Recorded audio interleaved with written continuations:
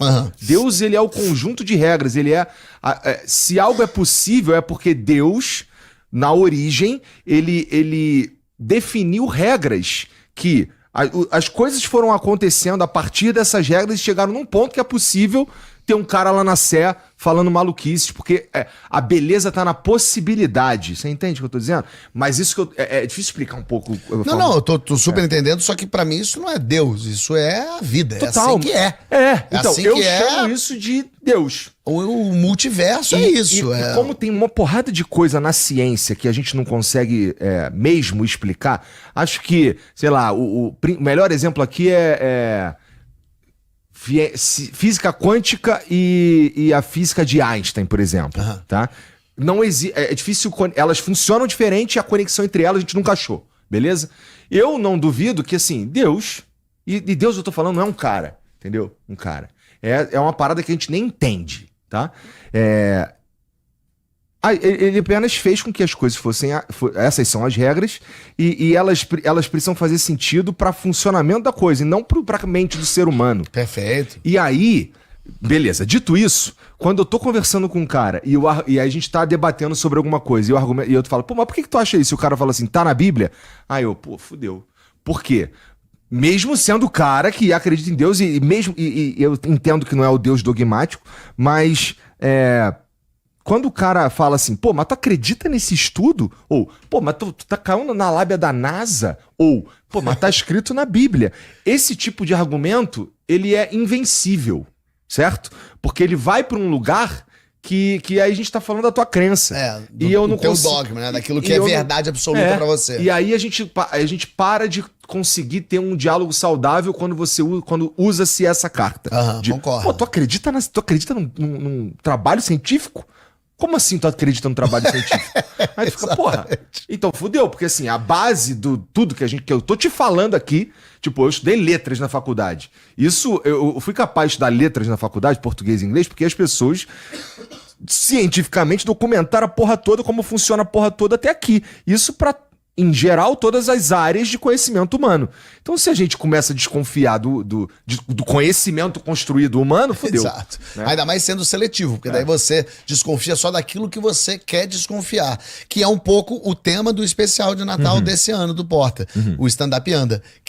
Tudo partiu de um pressuposto que tá bom, então você acredita na Bíblia, você acredita que tá na Bíblia. Então você tem que acreditar em tudo que tá lá na Bíblia. Se você fizer a sua pré-seleção do que você acha que é verdade e o que não é, aí não há conversa, porque daí cada um escolhe o que quer acreditar conforme a sua base. Então, ou você acredita que Noé viveu 950 anos, ou você acredita que não existiu dinossauro, porque não tá na Bíblia. Ou você acredita que não pode, então não pode comer crustáceo, ou você tem que acreditar que escravidão, beleza... Porque tá na Bíblia, tá tudo bem. Deus tira os escravos de Jó e devolve os escravos de Jó. Ele devolve em dobro pra Jó.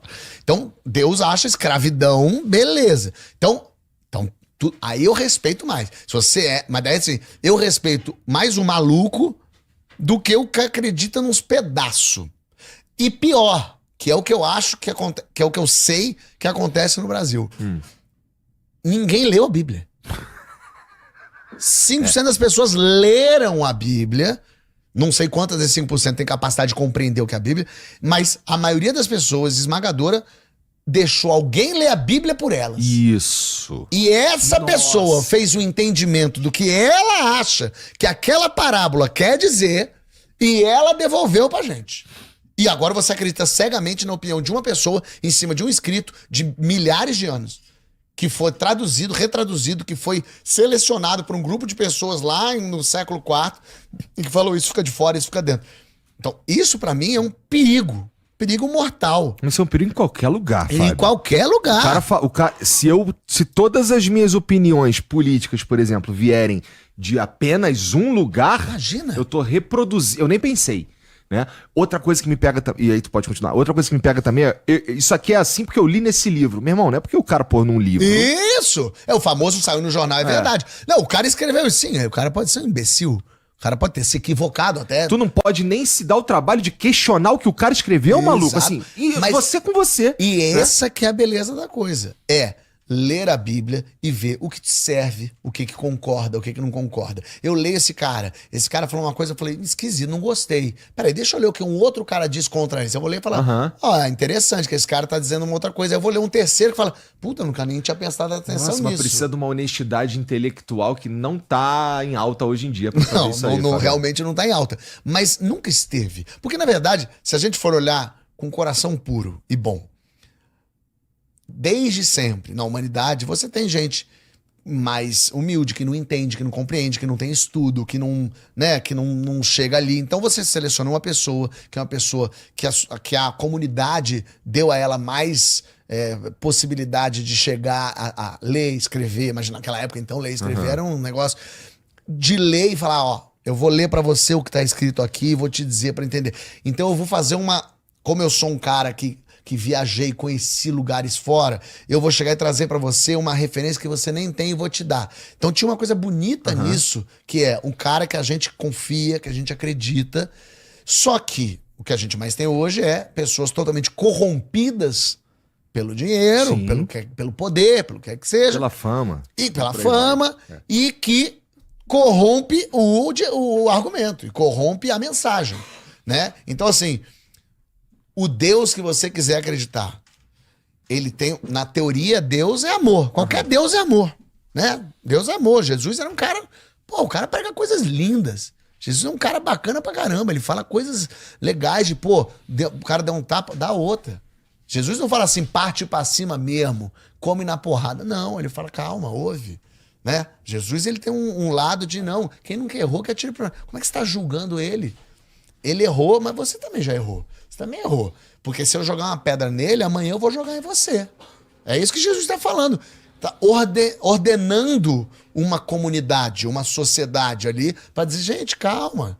Porque o ser humano é uma besta em todos os sentidos, de burro e de animalesco mesmo. A gente está num processo de tentativa de tirar o animal irracional de dentro da gente. E talvez tecnologias como um celular nos indiquem que isso não é um problema, mas e é onde a gente tá nesse momento. Exatamente. Né? Você tem toda a razão. Eu concordo total contigo. Eu acho que a gente tá nesse momento como bestas, como seres humanos, como pessoas, como animais, e a gente é meio entorpecido pelas tecnologias e não percebe o quão animal somos. Porque a gente o nosso animal imbecil dominou isso aqui. Então, é informação, né? Aquela papo, né? Aqui tem todas as informações boas também. Todas as informações dizendo que o meio ambiente está acabando, que isso é fake news, que vacina é coisa boa. Tudo isso é administrado pelo lado animalesco da pessoa que, por benefício próprio, por ignorância, por um monte de coisa, vai escolhendo o que ela quer. Então, quando eu resolvi escrever esse stand-up, falando sobre o Velho Testamento, então é um stand-up do Jafé Julião, que é um comediante da época de Cristo, e ele tá falando sobre o Velho Testamento. Como é que vocês chegaram à conclusão do nome Jafé Julião? Eu não sei, boa pergunta. Eu achei o nome engraçado, Jafé. Achei que tem essa cara de um Sérgio Malandro da época, um pouco, sabe? O Jafé Julião, tem um nome meio JJ. Ele, naquela época, ele já tava respondendo o limite do humor? já, tem isso, inclusive, no especial. A gente faz o especial como são os especiais de stand-up, né? Então tem aquele iniciozinho no camarim, ele meio conversando e tal, ele entrando no show, um show grandioso, apoteótico. A gente pegou um forte lá em Niterói e fizemos todo ele de época. Ficou lindo, ficou bom pra caceta. E é um show de 50 minutos de stand-up do Jafé Julião falando da Bíblia do Velho Testamento. E a base dele ele começa falando isso. Vocês leram a Bíblia? Quem leu a Bíblia? Tá na moda a Bíblia e tal. Mas vocês leram ou leram a versão só pra baixinho? Entendeu? Vocês leram? Vocês sabem o que tá lá dentro? Vocês sabem que tem morte que é tolerada. Tem estupro na Bíblia. Tem incesto na Bíblia, que é aceito. Né? Então, Ló, uma das histórias preferidas da minha na Bíblia é de Ló. Ló é um caos é um negócio tão louco, que Ló morava entre Sodoma e Gomorra. Eu adoro que ele mora ali perto da confusão, mas ele mesmo não faz. Ele contava a mesma mentira que você. Nunca participei de uma suruba. Ló morava ali e tal. E aí, Deus decide destruir Sodoma e Gomorra. Porque ele viu lá do alto e ele sentiu que aquilo ali estava uma loucura, estava tendo pederastia, gente se comendo, uma maluquice. Só que é muito curioso porque Deus não destrói de cara. Ele manda um anjo. Primeiro ele vai bater um papo com Abraão, que é muito curioso que Deus conversa com Abraão, e fala, ó, vou destruir Sodoma e Gomorra. E aí vou matar todo mundo que tá lá, que aquilo é um horror. Aí Abraão fala, mas e se lá tiver 40 inocentes? Vai matar mesmo assim? Aí Deus fala, não, se tiver 40 inocentes, não vão matar não. E se tiver 35 inocentes? Aí Deus, não, se tiver 35, não vou. E se tiver 30? Deus fala, não, se tiver 30. E se tiver 25? Isso Ele não vai para, de 5 por isso que a Bíblia é tão longa. Aí, e se tiver 20? E se tiver 10 inocentes? Aí Deus fala, se tiver 10 inocentes, eu não destruo. E Abraão para aí, porque ele acha que 10 tudo bem. Se tiver 10, acabou morrendo, é o resíduo que acaba acontecendo lá. Então eu gosto muito dessa conversa e tal. E aí Deus manda 2 anjos para certificarem de que Sodoma e Gomorra era uma confuso. Eu já acho isso também curioso, porque foi para destruir a terra, para mandar Noé fazer a arca, ele não veio aqui ver como é que tava. Ele olhou lá do alto e falou, tá uma merda, destrói. Mas Sodoma e Gomorra ele quis dar uma olhada. Ele tava curioso, Igor, ele quer saber o que era a brincadeira que acontecia lá. Os anjos chegam, Ló vê 2 anjos chegando naquela cidade louca, e Ló pega os anjos e fala, vocês estão tudo doidos, entra aqui em casa que esse povo é doido. Como é que Ló sabia que eram anjos? Eles andam por aí com asa? Acho que não. Não anda com asa também, mas Ló sacou. Devia ser muito inocente. Devia ser um pessoal andando em Sodoma e Gomorra, assim meio, ih, que bonito. Aquele chão parecendo churrascaria rodízio, né, menina? Tudo melado de porra. E ele chamou os 2 anjos e botou pra dentro de casa. E falou, fica aqui que o povo... E o povo... Senão vão te comer, pô. O povo começou a bater na porta. Queremos anjo. Eles queriam comer os anjos. Dá os anjos pra gente. As pessoas começaram a bater na porta. E aí, Ló pegou as 2 filhas que ele tinha, virgens, deu pra multidão e falou, fiquem com elas. E bateu a porta. E o povo falou, não queremos as virgens, não, queremos anjo. Que cu de anjo é diferente. E Ló deu as filhas virgens. Aí pegou-se as filhas de volta.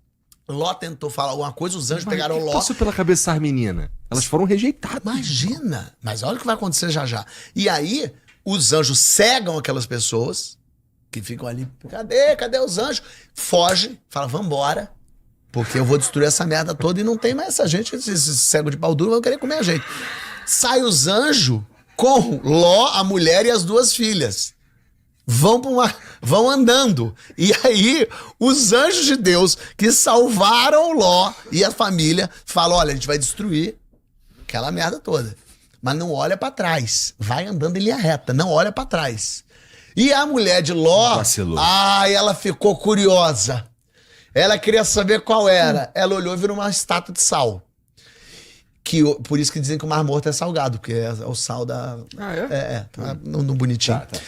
E aí Ló e as 2 filhas vão andando em linha reta, então eu já gosto dessa que a mulher vira uma pilha de sal e ele não pode olhar. Vem aqui, cadê você? Entram numa caverna, Ló e as filhas. Entram na caverna e pensam, bom, acabou o mundo. Na cabeça deles, só destruir Sodoma e Gomorra. Abraão morava ali do lado, eles conheciam Abraão. Acabou o mundo e agora acabou. O que as filhas de Ló pensam? Logo em seguida, precisamos povoar o mundo. Vamos transar com o papai. Tô falando sério, tá? As filhas de Ló numa caverna com Ló, embebedam Ló. Como? Não tinha nada, eles não levaram nada. Então elas têm que pisar a uva. Então não foi uma primeira ideia ruim. Isso foi maquinado. Uma filha embebeda Ló, que não sabia de nada. Ló come uma filha. No dia seguinte, Ló cai no mesmo ardiloso, come a segunda filha e elas têm os filhos de Ló. Está na Bíblia. Aí, assim, eu sei lá te dizer... Uma coisa é você olhar isso como uma parábola. Assim. E aí a gente pode olhar e, puta, que história interessante. Olha, outra coisa é assim, não, comprar isso como 100%. Aconteceu. Quando isso aconteceu, mas aí a gente precisa saber que isso aconteceu. Então as pessoas precisam ler a Bíblia para olhar e saber que Balaão conversou com uma jumenta. Uma jumenta falou. E Balaão não falou assim, eita porra! Balaão falou, para e segue o caminho, que eu tô cheio de coisa. Assim, entendeu? Então não dá pra gente olhar e falar, não, Noé viveu 950 anos, sabia disso? Naquela época que se vivia 25 e morrer de tifo, de gripe, Noé viveu 950. Abraão viveu 300. O que é um Moisés puta feito antes da penicilina. Nossa senhora, antes de qualquer coisa. Antes do Tilenol, menina. Viveu. E aí a gente fala, gente, mas aí... Por isso que eu acho, por exemplo, o Talmud dos judeus muito interessante. Tu estudou tudo isso sendo ateu? Eu leio tudo isso. Bíblia, eu li a Bíblia, menino. E aí, o Talmud, que eu quero até comprar um Talmud, quem estiver lendo aí, por favor, me acha um Talmud aí, porque ali tem as histórias, os estudos dos rabinos ao longo dos anos sobre essas histórias e discussões entre seres pensantes em cima disso, discussões que duram até hoje. O Talmud é o livro sagrado ou é um livro sagrado de estudo? É um livro sagrado de estudo. Tá. A Torá é o livro deles, né? Bom, o Velho Testamento serve pro Islã, pro judeu e pro cristão, né? É o mesmo para todo mundo. Então todo mundo acredita nessas coisas. Mas o Talmud tem essa coisa do estudo, que também é um livro religioso, um livro sagrado, mas é isso que eu acho muito interessante. São rabinos ao longo da história que debatem as conversas. Ou seja, vão atualizando. Porque eu não tô nem entrando aqui no mérito de isso foi escrito no século 10 antes de Cristo. O que mudou em 3.000 anos? Né? Então não tô nem entrando nisso aí. Então tem uma conversa que vai se atualizando. Desse grande rabino, pensador, que estudou a Torá, que leu, que viu tudo, que acha isso. Que estudou os estudos dos outros rabinos? E aí vem um outro rabino que lê esse estudo e fala, não concordo. Não concordei com ele. Tô achando que Yosef não tá... Acho uma outra coisa. Mas é um outro pensador fodão. E aí dali 50 anos vem outro pensador e fala, porra, nenhum nem outro. Eu acho que a junção dos dois é que gera isso aqui. Olha que rico que é. Olha como é interessante, porque daí você tá o quê? Conversando com gente que estuda, conversando com gente que viveu os tempos, que passou o tempo. E não gente que pegou e falou, é assim que tá aqui, e aí isso acabou. Poxa, isso aqui são... O Velho Testamento é uma junção de vários pedaços de coisas escritas por várias pessoas diferentes que a gente não sabe nem quem são. Com décadas, às vezes séculos de diferença entre eles. Séculos de diferença. Se não me engano, são 10 séculos de diferença entre eles. Que foram ajuntados, escritos, reescritos. Quem é que escrevia naquela época? Que papel era esse que durava? O que não foi jogado fora? O que não se perdeu? Que foi ajuntado e que teve um pessoal que olhou e falou, vai ser esse aqui. Teve uma junta que chegou e decidiu. Assim também como o Novo Testamento. No século IV, em 397, no encontro lá em Cartago, uns 20, nossa, o bicho estudou uns mesmo. 20 pessoal que tava lá. Como era o nome do Papa? Santo Agostinho tava lá, mas não lembro o nome do Papa, não. Mas era em Cartago, na Tunísia.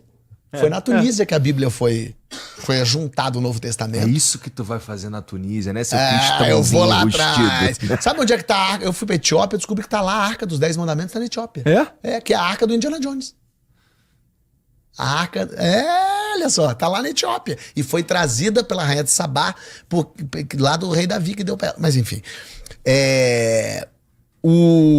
Os textos foram compilados. Então eles pegaram os textos que no século IV fazia sentido, uns que não, e aí viraram os apócrifos. Eu ganhei os textos, porque você fala apócrifo, parece os textos... Parece o troço do mal, Não, herege. apócrifo é só oculto. Isso. Então os apócrifos são textos escritos na mesma época, por gente que vivia junto ali. Então tem os textos apócrifos de Maria, de Jesus da infância. Não tem? Jesus some, dos 12, Jesus, eu acho, ou 14 até os 30. 12 até os 30 não acontece 30. nada, ninguém sabe o que aconteceu com ele e tal. Mesmo criança não tem relato dele, tem só a ida dele no templo ali. Mas ele viveu, aconteceu alguma coisa, criança. E tem esses nos apócrifos, eu vi essa tradução do professor Lourenço, que é um cara que eu até encontrei lá em Portugal, lá no Porto, lá em Coimbra. É um cara muito inteligente que traduziu direto do grego arcaico. Porque tem isso. Tem as traduções. Na tradução, você pensa, do português pro inglês já tem perda. Imagina do grego pro aramaico, do aramaico pro latim, do latim pro inglês, do inglês pro...